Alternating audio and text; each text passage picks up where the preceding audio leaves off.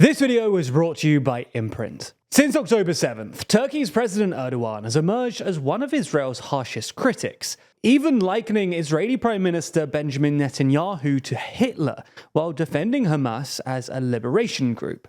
But at face value, Erdogan's policy towards Israel might seem a little confused. Turkey is a US-aligned NATO country, but also one that supports Hamas and is deeply critical of Israel. But at the same time, economic ties between Israel and Turkey have flourished in recent decades, despite the rhetoric. So in this video, we're going to explain Erdogan's strange Israel balancing act, why he holds the position he does, and why it may or may not work out for him.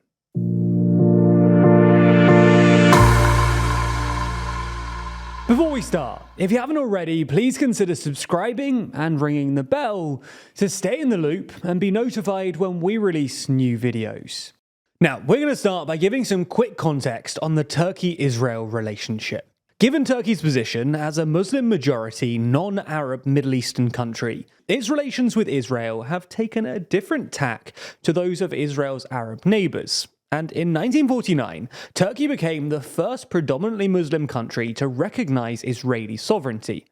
Now, there are ups and downs over the following decades, but Turkey-Israel relations enter what have been called their golden years in 1992, when diplomatic relations were raised back to the ambassadorial level, and Israeli President Chaim Herzog made an unofficial visit to Turkey. Warmer ties here were mutually beneficial. Israel, for example, saw good relations with Turkey as a way to break its regional isolation. Meanwhile, Turkey, in particular its secular military establishment, saw strengthened relations and cooperation with Israel as a way to counter Syrian influence, boost Turkey's military capability, and improve its position with the United States. Throughout the 90s then, Israel and Turkey boosted their economic, commercial, and technological cooperation. Mutual tourism grew, and Turkey even opened its airspace for Israeli Air Force training.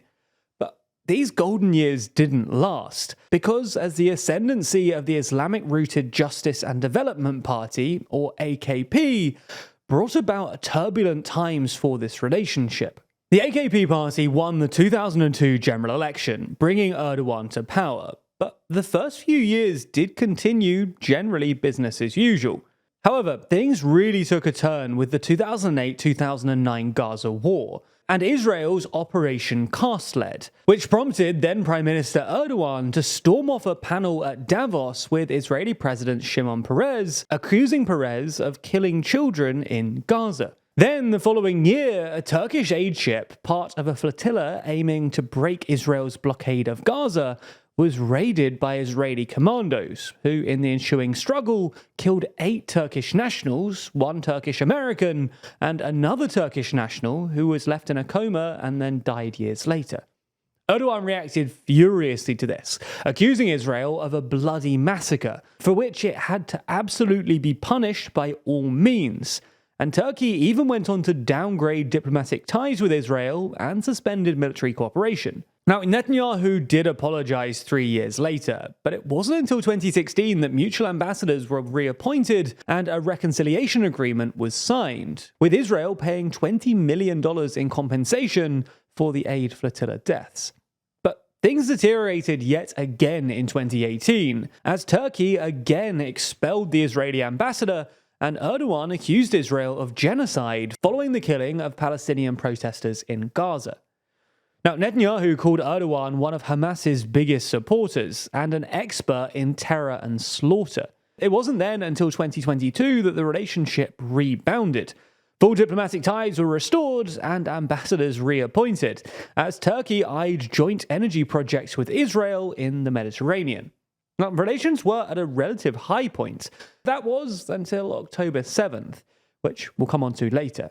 As you can likely see by now, Erdogan's up-and-down relationship with Israel has broadly tracked the crises in the Israel-Palestine conflict. And at the same time, Erdogan's AKP party has developed a strong relationship with Hamas, with mutual Islamist roots and an ideological affinity with the Muslim Brotherhood. Hamas has even had an office in Turkey since 2011, and Erdogan views the group as a legitimate actor fighting for Palestinian liberation, and as such has not designated it as a terrorist organization. Erdogan has also aimed to establish himself as a defender of the Palestinian people, at times using neo-Ottoman rhetoric to make the case that it's Turkey's historic responsibility to protect the region's dispossessed Muslims. But despite all of this, Turkey under Erdogan has seen its commercial relationship with Israel grow and grow.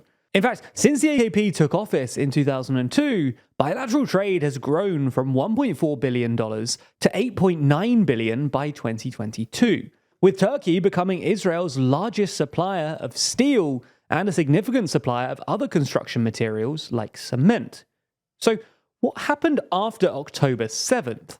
Well, in the immediate aftermath of the mass attacks, Turkey did condemn the killing of civilians and called for the parties to act with restraint. But after Israel launched its response and the Palestinian death toll grew, Erdogan soon turned his rhetorical fire on Israel. He labeled Israel as a terror state and compared Netanyahu to Hitler. On top of this, Erdogan also stated that Hamas is not a terrorist organization, it is a liberation group, and that Israel is an occupier. However, this rhetoric was not really matched by his action. While Turkey did recall its ambassador from Israel, Erdogan didn't fully sever diplomatic ties with the country. Similarly, Turkey's commercial relationship with Israel continued, something that began to generate criticism for Erdogan from both the left and the right. As such, his AKP suffered a historic defeat in the country's local elections in March. And while the economy was still the main factor, the AKP did notably suffer due to the growth of the Islamist, formerly allied New Welfare Party, which has been deeply critical of Erdogan's Israel policy and has been calling for a trade embargo against Israel. Eventually, under domestic pressure, the Turkish government announced in April that it was imposing restrictions on the export of 54 categories of product to Israel, including steel, iron, cement, aviation fuel, fertilizers, and more. And then later in the month, Erdogan hosted and met Hamas's leader in Istanbul.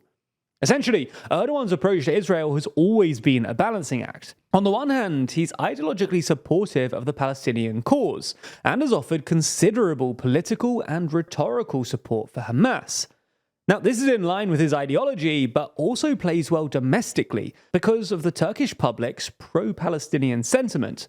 But he's also trying to balance that with maintaining the economic benefits of a trade relationship with Israel, and also the fact that his relationship with Israel will impact Turkey's relationship with the United States. However, post-October 7th, it seems that this contradiction between his rhetoric and commercial policy has finally caught up with him, forcing him to back up his words with greater action, although he may have already reached the limit of his potential action. That's because there is yet another angle on his position on Israel, and that's his desire for Turkey to play a key role in mediating the conflict and crafting any post-conflict settlement, especially as Qatar is apparently re-evaluating its role as mediator. But as things stand, despite his ambitions, it's hard to see Turkey taking on this mediation role, as it did between Russia and Ukraine, because the rhetorical and political positions Erdogan has taken since October 7th make it unlikely that he has the trust of Israel to mediate. Just like TLDR, Imprint is all about turning complex books and topics into something you can learn quickly, conveniently, and visually. It's super quick, with most lessons only taking about 2 minutes to complete, summarizing knowledge from all kinds of topics, using Harvard professors and best-selling authors to teach you the concepts. It's also convenient because it's all housed within their easy-to-use mobile app, letting you replace doom scrolling while you're waiting for your train or coffee with actual learning. It's also visual because, well, look at that app. If you've not used it before, then it's likely you've never seen anything quite like it. Unlike traditional books, their animated explainers help you stay focused, understand concepts quickly, and actually retain what you learn. So join the millions of users learning with Imprint, including me. I'm currently taking their course called How to Change Your Mind right now. And you can do that by clicking the link in the description. Plus, if you use that link, you'll get a 7-day free trial and 20% off an annual plan when you sign up. Plus, you'll know that they came from us. So check it out, support the channel, and thanks for watching TLDR.